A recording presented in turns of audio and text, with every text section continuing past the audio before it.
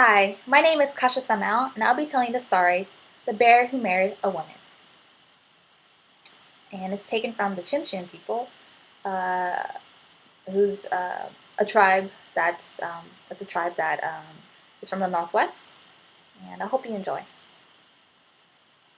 Some time ago, in that same tribe, there was a woman that was a widow, and she had a very, very beautiful daughter who was good at all the things that a wife should be. And so she was a very, very desirable wife.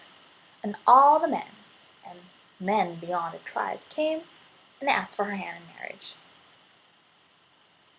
But the mother said no. So many suitors passed by, she kept on saying no. And she told her daughter, before you accept someone's hand, you must take his palm and feel if they're rough or smooth. If they're smooth, decline. If they're rough, accept him. Take his hand and become his wife. And so, being a good daughter that she was, she listened to her mother and touched all her suitors' hands. And she could not find one that had a rough palm, and so she declined all of them. And this went on for a while until one night, a youth slipped into her tent.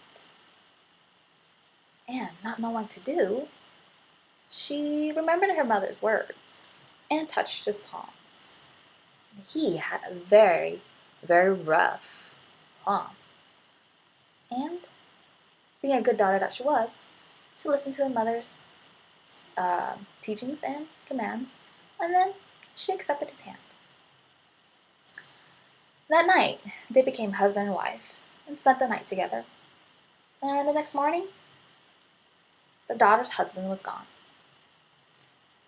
But in front of the tent, where it was in front of the waters, was a halibut, and it was already midwinter. But he happened to catch a halibut. He must be a very good provider. And the mother-in-law, for she was the one who found the halibut, was sort of happy. And then, that same night, the youth came again and spent the night with his wife. And then, as morning came, he was gone, leaving nothing but a seal. And it was the mother-in-law who again found the animal. And she was slightly puzzled but happy. And some time passed with the same pattern. The husband would come and spend the night with the daughter, and then he would disappear, leaving an animal each morning. Each morning, the animal will get bigger and bigger and bigger. And the mother finally grew wealthy from all the animals that he brought. She was curious, and she said, I wonder how he looks like. My son-in-law must be a really nice son-in-law. Very handsome, but why won't he stay until morning? And so she waited out one morning.